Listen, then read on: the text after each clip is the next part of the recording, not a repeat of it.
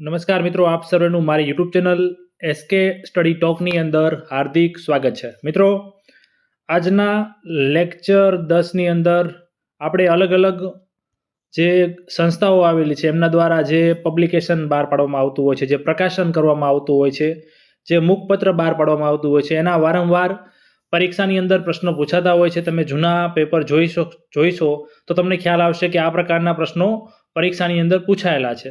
તો અને એ પણ ગુજરાતની અંદર લિમિટેડ સંઘો છે, સંસ્થાઓ છે. તો એટલું બધું આ એક ટોપિક નાનકડો એવો ટોપિક છે, જો પૂછાઈ જાય તો સીધા તમારે રોકડા 1-2 માર્ક આવી જાય છે. બીજી વસ્તુ મિત્રો કે અહીંયા તમારે ખાસ અલગ અલગ સંસ્થા, અલગ અલગ સંઘ, અલગ અલગ મંડળ દ્વારા જે પ્રકાશન છે સીધી રીતે યાદ રાખવાનું હોય છે. અહીંયા કોઈ લોજિક નથી હોતું. તમારે યાદ રાખવા માટે તમે અલગ અલગ, હું જે રીતે જૂના વિડીયોમાં કહું છું એ મુજબ તમે કંઈક બીજી એવી વસ્તુ સાથે જોડી દો જેથી તમને ઇઝીલી યાદ રહી જાય.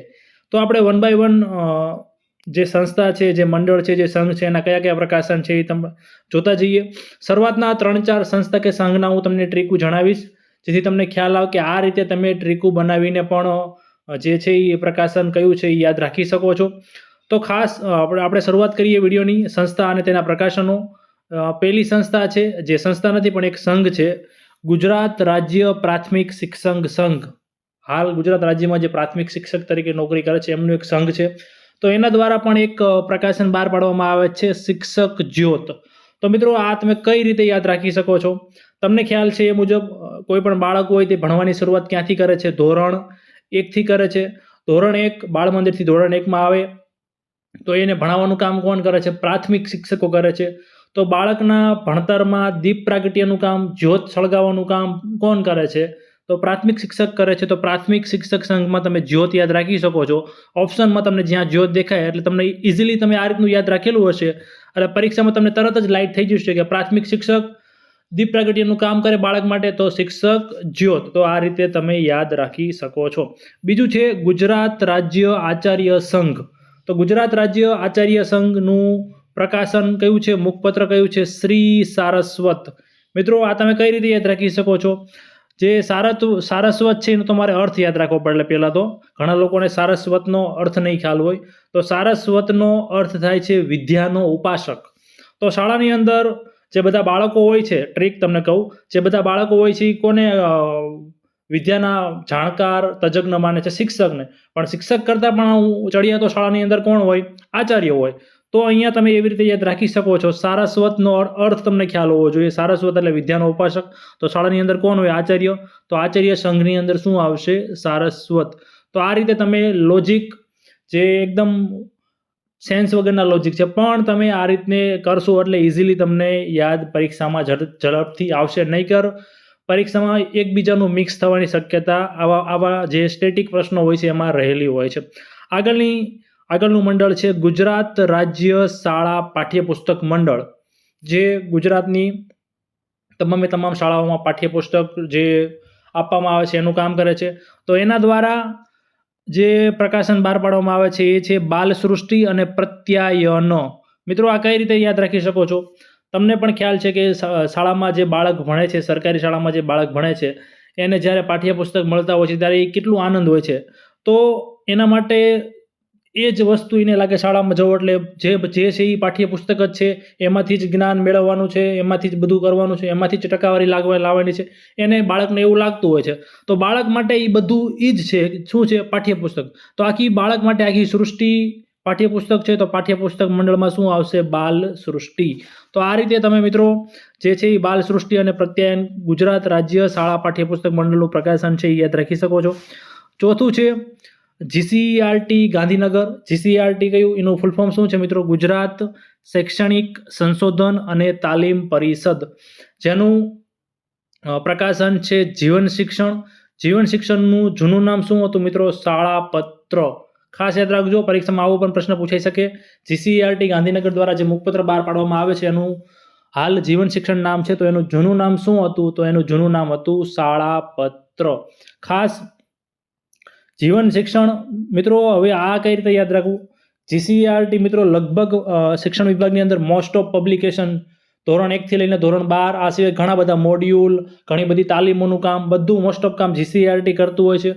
તો ધોરણ 1થી લઈને બાળ મંદિરથી લઈને ધોરણ 12 શિક્ષકોને તાલીમ આપવાનું બધું કામ એ જ કરે છે. તો લગભગ આમ કહેવાય કે 18, 20, 25 વર્ષ સુધી ભણવાનું કામ, આખું જીવન જે ભણવાનું કામ છે એ બધું જીસીઆરટી જ કરે છે. તો આખા જીવનનું શિક્ષણનું બધું કામ કોણ કરે છે? જીસીઆરટી કરે છે.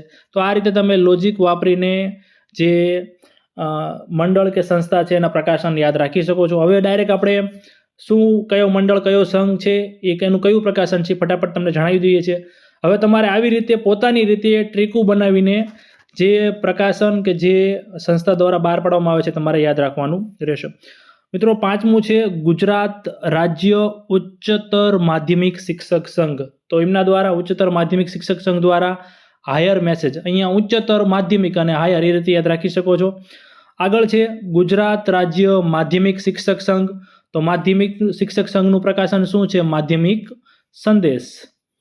એવી જ રીતે આગળ છે ગુજરાત રાજ્ય શાળા સંચાલક મંડળ. જે શાળાના સંચાલકો છે એમના દ્વારા પણ મંડળ ચાલે છે અને એમના દ્વારા પ્રકાશન કુલ ધર્મ. શું પ્રકાશન કરવામાં આવે છે? કુલ ધર્મ મુખપત્ર જે છે એનું બહાર પાડવામાં આવે છે.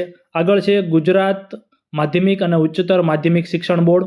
તો એના દ્વારા માધ્યમિક શિક્ષણ અને પરીક્ષણ નામનું પ્રકાશન બહાર પાડવામાં આવે છે. 9મો પ્રશ્ન છે children university Gandhinagar. Children university Gandhinagar દ્વારા શેનું પ્રકાશન બહાર પાડવામાં આવે છે? તો બાળ વિશ્વ. મિત્રો, આ પ્રશ્ન 2017ની ટેટની અંદર પૂછાઈ ગયેલો છે. જે આ ચિલ્ડ્રન યુનિવર્સિટી ગાંધીનગર છે એનું પ્રકાશન કોણ બહાર પાડે છે? બાળ વિશ્વ. શું પ્રકાશન બહાર પાડે છે? બાળ વિશ્વ. જે 2017ની ટેટની અંદર આ પ્રશ્ન પૂછાઈ ગયેલો છે. 10મું છે માહિતી નિયામક કચેરી. માહિતી નિયામક કચેરી ગુજરાતની અંદર એક મહત્વનું જે પ્રકાશન બહાર પાડવામાં આવે છે ગુજરાત પાક્ષિક. મિત્રો, ખાસ જે લોકો ટેટની તૈયારી કરે છે, કદાચ મેઇન્સ આવે તો ગુજરાત પાક્ષિક તમે રેગ્યુલર વાંચજો. દર મહિને પાક્ષિક બહાર પાડવામાં આવતું હોય છે. બહુ અંદર સારી એવી માહિતી, ગુજરાત સરકારની નવી યોજનાઓની સારું એવું મસ્ત રીતે લખાણ આપેલું હોય છે. તમને જો મેઇન્સની તૈયારી કરતા હોય તો એના માટે આ ખૂબ જ ઇમ્પોર્ટન્ટ છે. ઘણા લોકો જીપીએસસી યુપીએસસીની તૈયારી કરતા હોય છે એ પણ ગુજરાત પાક્ષિક જરૂરથી વાંચતા હોય છે. તો માહિતી એ કોના દ્વારા પ્રકાશિત કરવામાં આવે છે? તો માહિતી નિયામક કચેરી ગુજરાત રાજ્ય દ્વારા એ ગુજરાત પાક્ષિકનું પ્રકાશન કરવામાં આવે છે. 11મું છે ગુજરાત રાજ્ય સ્કાઉટ અકાદમી ગાંધીનગર. તો એના દ્વારા શેનું પ્રકાશન કરવામાં આવે છે? બાલવીર. કઈ રીતે યાદ રાખી શકો છો? મિત્રો, સૈનિકો જે છે એની પાછળ વીર લાગે. આ સ્કાઉટ અકાદમી કંઈક ને કંઈક એની સાથે રિલેટેડ ટુ આમ એક્ઝેક્ટ તો આમ સૈનિક નથી પણ એને રેડી કરવાનું કામ એ કરે છે. તો ટૂંકમાં જે છે એ વિભાગની અંદર થોડું સંકળાયેલું છે. તો વીર કોની પાછળ લાગે? સૈનિકો છે, આર્મી જવાનો છે, એની પાછળ વીર લાગે છે. તો બાલવીર ગુજરાત રાજ્ય સ્કાઉટ અકાદમી ગાંધીનગર જે પ્રકાશન કરવામાં આવે છે. આગળ છે વિદ્યા ભારતી ગુજરાત પ્રદેશ અમદાવાદ. તો એના દ્વારા સંસ્કાર દીપિકા નામનું પ્રકાશન બહાર પાડવામાં આવે છે. 13મું છે ભારતીય વિદ્યાભવન. ભારતીય વિદ્યાભવન દ્વારા નવનીત સમર્પણનું જે છે એ પ્રકાશન બહાર પાડવામાં આવે છે. ગુજરાત વિશ્વકોશ ટ્રસ્ટ. વિશ્વકોશ ટ્રસ્ટ દ્વારા વિશ્વ વિહાર નામનું પ્રકાશન બહાર પાડવામાં આવે છે. 15મું છે SSM કચેરી. સર્વ શિક્ષા અભિયાન અથવા સર્વ શિક્ષા મિશન છે એના દ્વારા જ્ઞાન શક્તિ. શેનું પ્રકાશન બહાર પાડવામાં આવે છે? જ્ઞાન શક્તિ. 16મું છે doctor Baba Saheb Ambedkar open university. તો એના દ્વારા જ્ઞાન સેતુ. મિત્રો, ખાસ યાદ રાખજો, પરીક્ષામાં મિક્સ ના થઈ જાય. અમુક નામ નજીકના છે. SSM દ્વારા જ્ઞાન શક્તિ, doctor Baba Saheb Ambedkar open university દ્વારા જ્ઞાન સેતુ. તો આ રીતે આગળ છે નવ ભારત પ્રકાશન. નવ ભારત પ્રકાશન છે એમના દ્વારા ક્લાસરૂમ ટેકનિક નામનું પ્રકાશન બહાર પાડવામાં આવે છે. 18મું છે જિલ્લા પ્રાથમિક શિક્ષણ કાર્યક્રમ એટલે કે DPEP.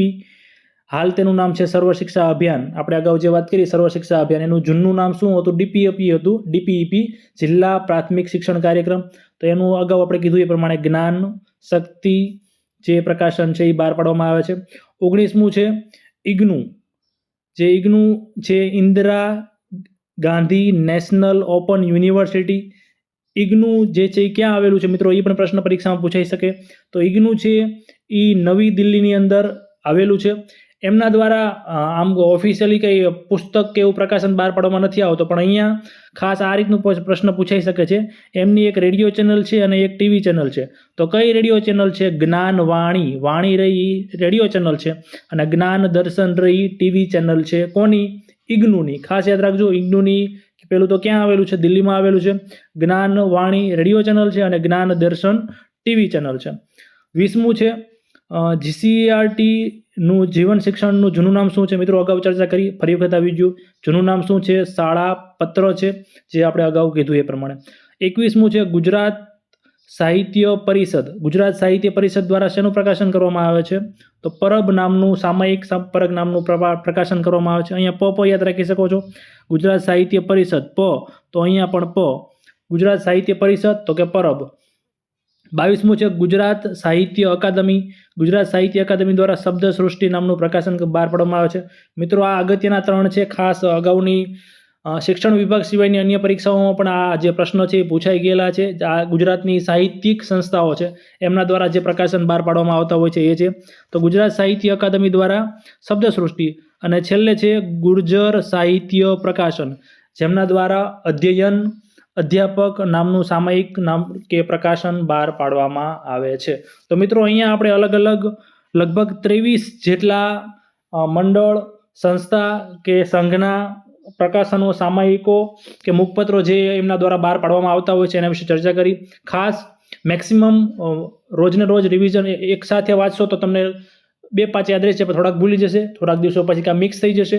પણ વારંવાર રિવિઝન કરશો મિત્રો, મેં કીધું એ પ્રમાણે ટ્રિક્યુ વાપરશો તો તમને સરળતાથી જે આ નામ છે સંસ્થાઓના, મુખપત્રો છે, સામાયિકો છે, સરળતાથી યાદ રહી જશે. મિત્રો વિડીયો ગમ્યો હોય તો વિડીયોને લાઇક કરજો. તમારા ટેટાટની તૈયારી કરતા મિત્રો સુધી વધુમાં વધુ શેર કરજો, અને ચેનલને હજુ સુધી સબસ્ક્રાઇબ ના કરી હોય તો ચેનલને સબસ્ક્રાઇબ પણ કરી દેજો. ધન્યવાદ.